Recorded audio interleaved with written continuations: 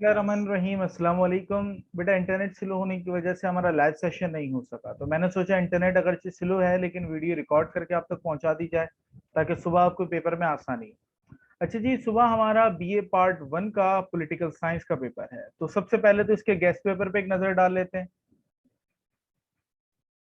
ये जी guest paper आ गया हमारी नजरों के सामने, और इसमें हमारा पॉलिटिकल साइंस का गेस्ट पेपर सियासियात पहला ही गेस्ट पेपर है। अच्छा जी, इस गेस्ट पेपर को जरा समझिएगा, क्योंकि मैंने आपको आज के पेपर जो बीए पार्ट 2 वालों का पेपर था, मैंने उनको समझाया था, उनको बताया था कि आपका पेपर में जो सवालात हैं वो घुमा के आएंगे। और ये हर पेपर में चांस होता है कि सवालात को जरा घुमा के दिया जाता है, और ये पेपर बनाने वाले का हक भी है। अच्छा जी, सबसे पहले तो इल्म सियासियात का मुताला रियासत का इल्म सियासियात का मुताला रियासत के मुतल्लिक है, बहस करें। यहाँ पे आपको पॉलिटिकल साइंस क्या है ये पहले बयान करना है, फिर पॉलिटिकल साइंस की कुछ डेफिनेशंस फिलोसफर की नजर में बयान करनी है, और उसके बाद फिर आप बताओगे कि पॉलिटिकल साइंस में हम क्यों के स्टेट को ही बयान करते हैं, हम सियासियात में रियासत को बयान करते हैं, रियासत के मुतल्लिक हुकूमत को बयान करते हैं, क्योंकि इल्म सियासियात जो है वो रियासत और हुकूमत इन दोनों का इल्म है। यानी अगर हम पॉलिटिकल साइंस को देखें तो पॉलिटिकल साइंस या तो स्टेट से डील करता है या हुकूमत या गवर्नमेंट से डील करता है, इन दोनों से डील करता है। तो आप इनको डिटेल्ड में वाजे करोगे ताकि आपके जवाब का ये वाला हिस्सा क्लियर हो जाए, क्योंकि ये आपके जवाब का एक हिस्सा है। कितना होना चाहिए? ये तकरीबन 2 से ढाई पेजेस में आपका आना चाहिए। जब आप ये लिख लोगे, देन इसके बाद आप इसकी नौयत और इसकी वसअत बयान करोगे। अच्छा जी, नौयत का मतलब क्या होता है? नौयत यानी नेचर। इसका मतलब क्या होता है? इसका मतलब ये होता है ये किस तरह का सब्जेक्ट है। ये नौयत का मतलब होता है, और वसअत का मतलब ये होता है ये किन किन चीजों पे बेस करता है, ये किन किन चीजों में हम इसकी स्टडी करते हैं। तो नौयत और वसअत, वसअत को हम कहते हैं स्कोप, इंग्लिश में स्कोप कहते हैं। तो मेरे ख्याल से दोनों को क्लियर हो गया होगा। मैं इंग्लिश वाले गेस्ट पेपर भी बता दूंगा, लेकिन मैं समझा दोनों को एक साथ ही रहा हूं, क्योंकि गेस्ट पेपर इसी के नीचे इंग्लिश वाला भी मौजूद है। तो इस सवाल के दो हिस्से हैं। पहले वाले हिस्से में हमने ये बताना है कि पॉलिटिकल साइंस जो है वो स्टेट और गवर्नमेंट से डील करती है, या ये स्टेट का इल्म बारे में नॉलेज है, स्टेट का इल्म है। और दूसरे में हमें इसके नेचर और उसका स्कोप वाजे करना है। उर्दू में बोलूं तो सियासियात जो है रियासत का इल्म है, हमें ये वाजे करते हुए रियासत और हुकूमत के बारे में ये इसका जो इल्म है उसको बयान करना है, और दूसरे हिस्से में हमें इसकी नौयत और वसअत के बारे में बात करनी है। अच्छा जी, दूसरा सवाल जब हम बात करते हैं, दूसरे सवाल तो इल्म सियासियात के मुख्तलिफ मुताले के मुख्तलिफ तरीक़ेकार की वजाहत करें, और इसके समाजी व माशरती उल्म के साथ। पहले इसके पहले हिस्से को देखते हैं। इसकी इसके मुताले के मुख्तलिफ तरीके हैं, इसको पढ़ने के मुख्तलिफ मेथड्स हैं। आपने वो मेथड्स बयान करने हैं, वो कौन कौन से मेथड्स हैं? वो 8 से ज्यादा मेथड्स हैं, आपने उनको बयान करना है। कितने लिखने हैं? बेटा, वो 3 कैटेगरीज आप जब देखोगे वो 3 कैटेगरीज में डिवाइड होंगे। मेरे पास आजम चौधरी की ये उर्दू में बुक मौजूद भी है, आपके पास मजरुल हक की है, तो उसमें भी ये लिखा हुआ है, आपने उसी तरह इसको बयान करना है। अच्छा, वो 3 कैटेगरी है, कैटेगरीज को एक तरफ कर देना। तकरीबन आपने 6 से 7 कोशिश करना, 6 से 7 तरीके आप लिख लो, ये आपका एक हिस्सा होगा। और ये तकरीबन ये भी 2 से ढाई पेजेस तक फिल होना चाहिए। देन इसके बाद ये दूसरा हिस्सा है, दीगर समाजी व माशरती उल्म से इसका ताल्लुक। इसका क्या मतलब है? इससे मुराद यही है कि आपने इसका ताल्लुक सोशियोलॉजी से, आपने इसका ताल्लुक हिस्ट्री से, आपने इसका ताल्लुक एथिक्स से, आपने इसका ताल्लुक वगैरह वगैरह, वो जो सारी बाकी इल्म है जो आपकी बुक में मौजूद है, आपने उनके साथ इसका ताल्लुक बयान करना है। कैसे लिखोगे? हेडिंग लगाई के लेट सपोज, एक मिसाल दे रहा हूँ, political science relation with political science with history, या इल्म सियासियात और तारीख। आपने ये हेडिंग लगाने के बाद 5 से 6 लाइन में इसको बयान कर दो, फिर अगला 5 से 6 लाइन में बयान, फिर अगला 5 से 6 लाइन में बयान। इसके बाद तीसरे सवाल पे आते हैं, अफलातून की मिसाली रियासत का जायजा लेते हुए। अच्छा जी, ये एक अहम चीज है, गौर से सुनिएगा। अफलातून की मिसाली रियासत का जायजा लेते हुए वाजे करें कि सबसे पहला हिस्सा तो ये आ गया कि इल्म अफलातून की मिसाली रियासत कैसी है, आपने थोड़ा सा उसको बयान करना है। अफलातून कौन है ये पहले बयान करोगे, अफलातून की मिसाली रियासत क्या है, उसके कुछ फीचर्स बयान करोगे। जब वो फीचर्स बयान कर चुके होंगे तो सवाल का दूसरा हिस्सा बुक में मौजूद नहीं है। अब आपने वाजे क्या करना है? वाजे करना है कि जदीद रियासत में इसका निफाज किस हद तक मुमकिन है। अब देखो, ये जो हिस्सा है ये आपको खुद लिखना पड़ेगा। तो बेहतर पता है क्या, आप मिसाली रियासत को 3 पेजेस तक लेके जाओ। अब आप 3 पेजेस तक जब लेकर जाओगे, फिर अगला हिस्सा क्योंकि बुक में मौजूद नहीं है, आपको खुद अपने ऑन वर्ड्स में लिखना है। तो आप ये बयान करोगे कि इन इन चीजों की वजह से आज के दौर में जदीद रियासत में अफलातून की मिसाली रियासत मुमकिन है, लेकिन इन इन चीजों की वजह से मुमकिन नहीं है। एक मिसाल दे देता हूं मैं आपको ताकि आपकी आसानी से कर सकें। जैसे आप ये कह सकते हैं कि उसका जो तालीमी निज़ाम है वो तो हो सकता है, लेकिन उसका जो कम्युनिज्म यानी इश्तराकियत का जो निज़ाम है वो आज के दौर में अप्लाई नहीं हो सकता। इसी तरह उस पर कई सारी आपको तनकीद भी मिलेंगी कि ये सिर्फ इसका जो निज़ाम है वो सिर्फ जो फलसफी बादशाह है, फिलोसफर किंग है, उसके लिए है। तो क्रिटिसिज्म की बेस पे आप ये बोलोगे कि ये आज के दौर में अप्लाई नहीं हो सकता, और खूबियों की बेस पे ये बोलोगे कि आज अप्लाई हो सकता है। ये आपने तकरीबन कोई 1.5 से 2 पेज आपने अपने ऑन वर्ड्स में इसकी रियासत की खूबियां और खामियां तनकीदी जायजा बुक में है, उसकी बेस पे आप ये बहस करोगे। ये बुक में लिखा हुआ नहीं है प्रॉपर आंसर, ये आपको बनाना पड़ेगा। अच्छा जी, इसके बाद इस्लामी रियासत की बुनियादी उसूलों को बयान करें। ये एक बहुत इंपॉर्टेंट टॉपिक भी है, और ये पहला हिस्सा आपने यहां से करना है। और दूसरा इब्ने खल्दून या अल्मावर्दी। अच्छा भाई, हमारे पास तीन है, इब्ने खल्दून, अल्मावर्दी और इमाम गजाली, तीन है हमारे पास। तीन में से कोई एक आता है।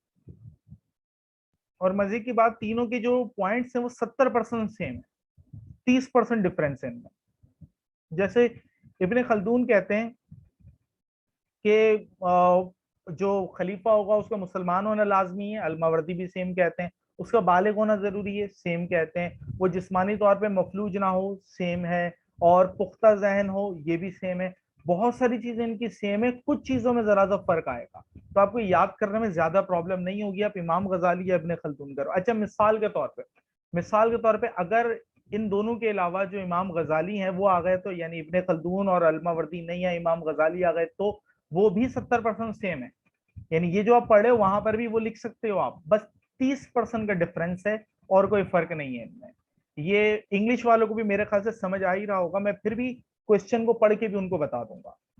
अच्छा जी, इल्म सियासियात रियासत से शुरू होता है और इसी पर खत्म होता है। अच्छा, इसका जो जवाब है ये ऊपर वाला ही जवाब है, लेकिन यहाँ पे लिखने की वजह क्या है, थोड़ा सा फर्क तो आ रहा है, लेकिन यहाँ लिखने की वजह क्या है, दोनों सवालों के देखो वर्डिंग अलग है लेकिन जवाब सेम है।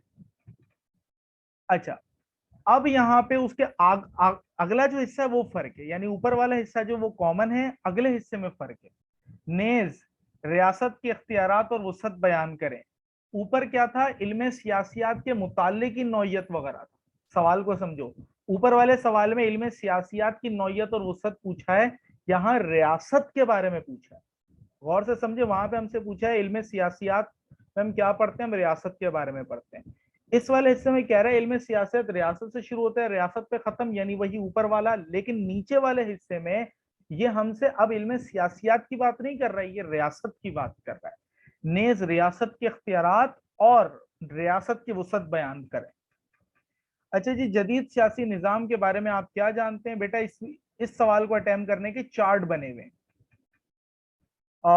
ये जो डेविड ईस्टन या एल्मर्ड, इन दोनों के चार्ट बने हुए हैं। इन चार्ट को आपने समझना है, पेपर में चार्ट बनाना होगा। मैं आपको कोशिश करता हूं दिखा दूं, इस बुक में मौजूद होगा, मैं आपको दिखा देता हूं चार्ट कौन से।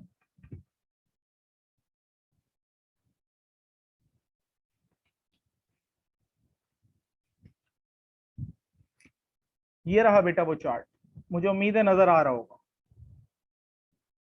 बेटा ये चार्ट आपने पेपर में बनाना है, और आपने इसके आगे जो पूरा ये मैकेनिज्म बयान हुआ है ना, इसमें ये इस चार्ट को ही बयान करना है। अगर आपने इस चार्ट को समझ लिया तो आगे की चीजें लिखना आपके लिए मुश्किल नहीं होंगी। आपने इस चार्ट को गौर से देखना है और पेपर में इस चार्ट को बनाना है आपने। अच्छा जी, इसके बाद सदारती या पार्लिमानी निज़ाम की खुसूसियात बयान करनी है। ज्यादा चांसेस पार्लिमानी निज़ाम के आने के हैं, लेकिन सदारती को भी देखना। एक टिप सुन लो इसके लिए। सदारती और पार्लिमानी दोनों एक दूसरे के अपोजिट होता है। आपने अगर पार्लिमानी की खूबियां और खामियां याद कर ली तो आपको सदारती भी याद हो गया। कैसे? पार्लिमानी निजाम की जो खूबियां हैं वो सदारती की खामियां हैं, और जो सदारती की खामियां हैं वो पार्लिमानी की खूबियां हैं। थोड़ा सा लॉजिक यूज कर लेना, इसका मतलब ये नहीं है कि आप पूरे पूरे जुमले उठा के पुट कर दो। लॉजिक थोड़ा सा यूज करना। आप जब इसको रिवाइज करने बैठो तो जरा मैच करके देखना, मैं जो बात कर रहा हूं वो मैं क्यों कर रहा हूं, तो इन दोनों चीजों को देख लेना। अच्छा जी, यहां पर भी पार्लिमानी या सदारती तर्ज हुकूमत की तारीफ कीजिए। ये पहला हिस्सा हो गया। नेज, ये दोनों निजाम एक दूसरे से मुख्तलिफ हैं। यहाँ पर आपको क्या करना है, यहाँ पर आपको जो हमने ऊपर सदारती और पार्लिमानी निजाम में किया है, वहां यहाँ पर आपको इन दोनों का कंपैरिजन पेश करना है। ऊपर वाले में क्या था, खूबियां खामियां था, यहाँ पर भी खूबियां हैं, अब यहाँ पे खामी नहीं होगी। यहाँ दोनों की खूबियां, लेकिन अब कंपैरिजन में आएगा। अच्छा, कंपैरिजन में किस तरह आएगा, लाइन ड्रॉ करके लिखें या क्या करें, इट्स अप टू यू। आप चाहो तो लाइन ड्रॉ करके लिखो, आप चाहो तो पहले एक पैराग्राफ इसका फिर एक पैराग्राफ इसका, इस तरह करके लिखो। ये यानी ऊपर एक हेडिंग दे दी, फिर ऊपर पहले सदारती निजाम फिर पार्लिमानी निजाम। तो आप दोनों तीनों तरीकों से कर सकते हो। अच्छा जी, मेरे ख्याल से ये जरा और ज्यादा अच्छा हो रहा है। उसकी वजह यह है कि बीच में मैसेज और ये सारी चीजों में डिस्टर्बेंस नहीं हो रही है। और ये जो सेशन होगा ये मैं 40 मिनट से अबव भी लेके जा सकता हूँ, बिकॉज जब तक मैं अकेला रिकॉर्डिंग कर रहा हूँ तो 40 मिनट के गैप नहीं होता। तो कोशिश करेंगे लाइव सेशन में ये आपके क्वेश्चंस आ जाते हैं, लेकिन उसकी वजह से डिस्टर्बेंस भी बहुत ज्यादा हो जाती है। मैं कोशिश करूंगा कि जितने क्वेश्चंस आपके जहन में आ सकते हैं मैं उन सबका डिफाइन कर दूं। अच्छा जी, जमहूरियत क्या है, ये हमारे सवाल का पहला हिस्सा है। इसमें जमहूरियत की डेफिनेशन, जमहूरियत के बारे में फिलोसफर की राय, जमहूरियत के बारे में ईच एंड एवरीथिंग हम बयान करेंगे। और जमहूरी और कामयाब जमहूरी निजाम के लिए किन शराइत का होना जरूरी है, यानी सक्सेसफुल डेमोक्रेसी के लिए कौन कौन सी चीजें होनी चाहिए, इस सवाल का जवाब बुक में प्रॉपर मौजूद है। प्रॉपर मौजूद है, लेकिन मेरे ख्याल से आपको याद करने की भी नीड नहीं है। आप बस ये देख लो हमारे मुल्क में जमहूरियत क्यों नाकाम है। जो हमारी मुल्क में चीजें एब्सेंस हैं, जैसे लोगों का तालीमी याफ्ता होना, लोगों का अपना शऊर के बारे में आगाही रखना, लोगों का रिस्पॉन्सिबल होना, सियासी जमातों का लोगों के हुकूक को बाकायदा तौर पे मानना, लोगों का दर्द दिल रखना, ये वो सारी चीजें जिससे जमहूरियत कामयाब होती है। तो हमारे मुल्क में जो एब्सेंस है वो आप यहाँ पे लिख सकते हो। चलिए जी, मैं आगे बढ़ रहा हूँ।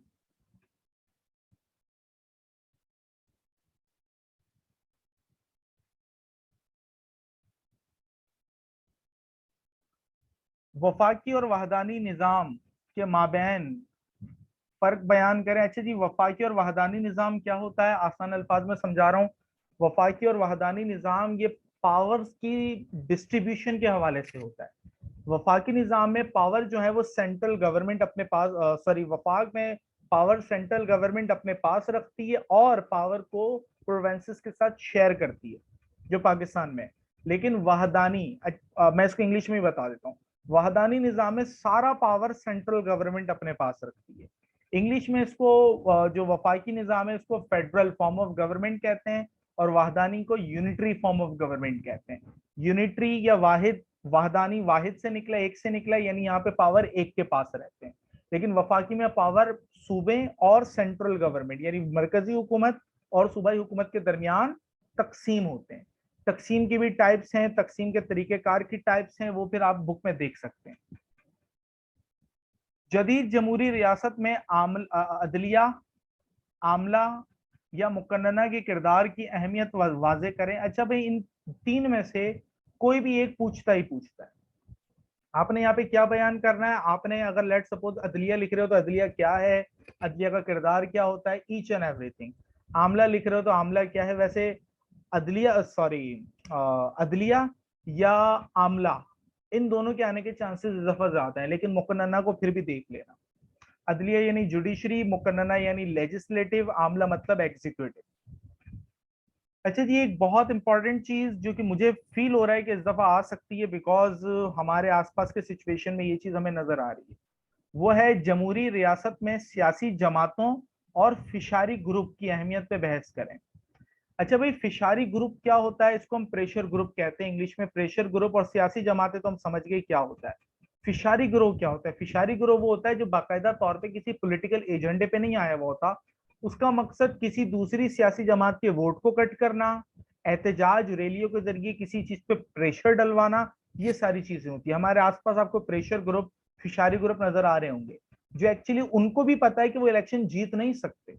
ये वो भी जानते हैं कि वो इलेक्शन कभी कामयाब नहीं हो सकेंगे, वो सिर्फ इसलिए आते हैं ताकि दूसरों पे प्रेशर बिल्ड किया जाए। उसे फिशारी ग्रुप या इंग्लिश में प्रेशर ग्रुप कहते हैं। अच्छा जी,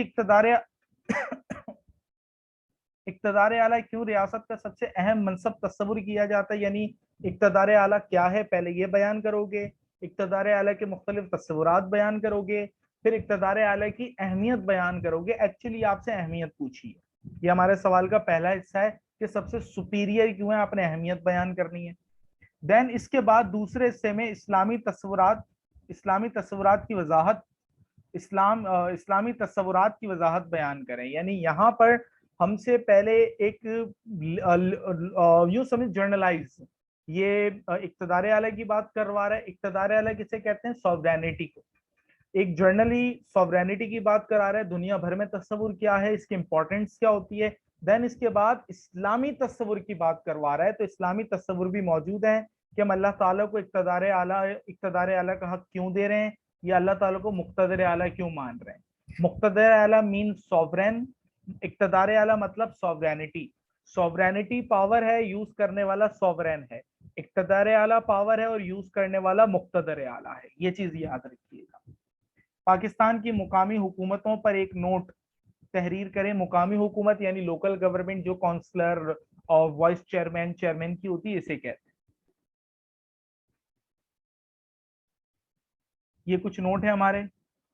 कौम और कौमियत, हम इंग्लिश में भी जाके देख रहे हैं इसे क्या कहा जाता है। राय आमा यानी पब्लिक ओपिनियन। पब्लिक ओपिनियन क्या होता है, पब्लिक ओपिनियन किन किन चीजों से वाजे होता है, इसकी कुछ नाम, कुछ टाइप्स भी दे देना और वाजे कर देना। इलेक्शन है, रेफरेंडम है, ये सारी सर्वे है, ये चीजें। फलाही रियासत, वेलफेयर स्टेट क्या होती है, क्या काम करती है, उसकी जिम्मेदारियां क्या होती हैं, और मदीने की पहली वेलफेयर स्टेट थी, उसका जिक्र भी आएगा यहाँ पर। इमाम गजाली के बारे में आएगा। अच्छा, इमाम गजाली के बारे में आएगा तो इमाम गजाली का इंट्रोडक्शन देने के बाद हमने उनकी पॉलिटिकल जो आइडियोलॉजी है वो बयान करनी है, क्योंकि हमने यहाँ पे इमाम गजाली की पर्सनैलिटी, उनकी शख्सियत पे बात नहीं करनी है। ये पॉलिटिकल साइंस का पेपर है, इस्लामिक स्टडीज नहीं है, याद रखिएगा बेटा। अच्छा जी, आइन या दस्तूर की इकसाम। आइन क्या होता है, किस तरह का होता है, और कहाँ कहाँ किस तरह का आइन। बुनियादी तौर पे आइन की कई सारी इकसाम होती हैं, कौन कौन सी ये भी बता देता हूँ। और कुछ आइन होते हैं जो लचकदार हैं, कुछ गैर लचकदार आइन होते हैं, याद आया। कुछ रिजिड होते हैं, कुछ सेमी रिजिड होते हैं, कुछ इलास्टिक होते हैं, वो इसकी इकसाम है। बुनियादी हुकूक। अच्छा, बुनियादी हुकूक जब बयान करो तो बुनियादी हुकूक को आइन के आर्टिकल के साथ बयान करना ज्यादा अच्छा रहेगा। मुकामी हुकूमतें, ये यही वाला सवाल है, यहाँ पे नोट में भी आ गया। और रियासत के अनासर, यानी किन चीजों पे रियासत बेस करती है। अच्छा जी, चलें यही चीज अब मैं जरा इंग्लिश में भी बता दूं ताकि इंग्लिश वाले बच्चों के भी मसला हल हो जाए। अच्छा भाई, मैं थोड़ा सा जल्दी में इसलिए बोल रहा होता हूँ कि वीडियो शॉर्ट बने, क्योंकि जब लॉन्ग वीडियो होती है तो देखने में थोड़ी सी उकताहट होती है, तो मैं इसीलिए जल्दी जल्दी समझा रहा होता हूँ ताकि वीडियो कम से कम हो। अच्छा जी, यहाँ पर भी चीजें तो वही हैं। Political science, study study about state, ये पहला हो गया, आपने यहाँ पे वाजे करना है। और फिर आपने डिस्क्राइब करना है इसकी नेचर को और इसके स्कोप को। चीजें सारी वही हैं, और आई डोंट थिंक कि मुझे मजीद कोई चीज में बताने की जरूरत है, मैं फिर भी बता रहा हूँ। Explain the different method of study of political science और relationship with other social sciences. और अगेन यहाँ पे प्लेटो की आइडियल स्टेट के बारे में हमसे पूछा जा रहा है, और ये पूछा जा रहा है इसकी इम्प्लीमेंटेशन आज के दौर में कैसे पॉसिबल है। Explain the basic principle Islamic state, और खिलाफत के जो व्यू है वो हमें बयान करना है with special reference of Ibn Khaldun या अल्मावर्दी। इसी तरह एक्सप्लेन द पॉलिटिकल साइंस, और पॉलिटिकल साइंस स्टेट से शुरू हो रही है, स्टेट पे खत्म हो रही है, और यहाँ पर हमें इसके जो पावर्स हैं वो हमें बयान करनी है। और ये रहा डेविड ईस्टर्न वाला जो सिस्टम अभी मैंने आपको डायग्राम वाला बताया, ये वही डायग्राम वाला है।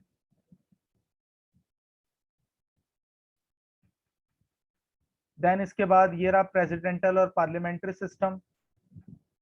इसमें मैंने आपको बताया था, यहाँ पे आपने कंपैरिजन करना है इनका। अच्छा जी, व्हाट इज डेमोक्रेसी, डेमोक्रेसी वाला सवाल जो है, और सक्सेसफुल डेमोक्रेसी की कंडीशंस। इसके बाद ये रहा फेडरल और यूनिटरी फॉर्म ऑफ गवर्नमेंट, और इंपॉर्टेंट ऑफ जुडिशरी, लेजिस्लेटिव और एग्जीक्यूटिव। ये रहा पॉलिटिकल पार्टी और प्रेशर ग्रुप, और ये रहा सॉवरेनिटी वाला सवाल। जो मैंने अभी उर्दू में बताया वो सारे यहाँ पे मौजूद है। ये रहा नोट।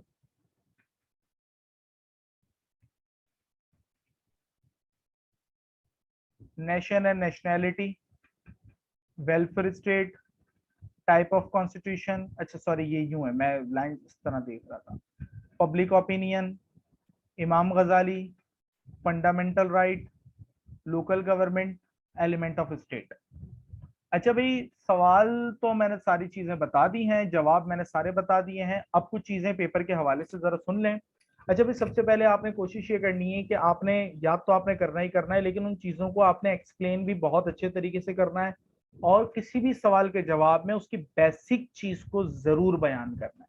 बेसिक चीज का मतलब क्या होता है? बेसिक चीज का मतलब है कि अगर पॉलिटिकल साइंस के बारे में आपसे कोई सवाल पूछ ले स्टेट है, तो पहले आप ये भी तो बताओ स्टेट होता क्या है। तो सबसे पहली चीज आपने बिल्कुल बेसिक डेफिनेशन जो है, यानी बेसिक चीज जो उसको भी बयान करना है, और सवाल के बाद आपने उस चीज को कंक्लूड करके उसका हासिल मुताल्ला भी लिखना है। ये चेकर को एक अच्छा इंप्रेशन जाता है चेकर पे, ये दो चीजें आपने लाजमी करनी है। हालांकि गाइड बुक में नहीं है, कहीं भी नहीं है सर, फिर क्यों करें? क्योंकि चेकर को अच्छा लगता है, चेकर इससे इंप्रेस होता है। क्योंकि देखिए मेरे पास भी यहाँ पे कॉपी मौजूद है, मैं भी अपने स्टूडेंट को यही कहता हूँ।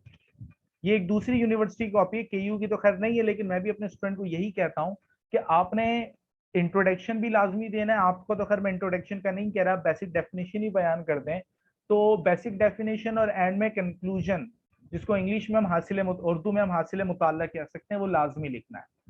हेडिंग आपने लगानी है, कोशिश करना है हेडिंग खूबसूरत लगाओ, हेडिंग अच्छी लगाओ, और ब्लू और ब्लैक के अलावा कोई और कलर यूज ना करना।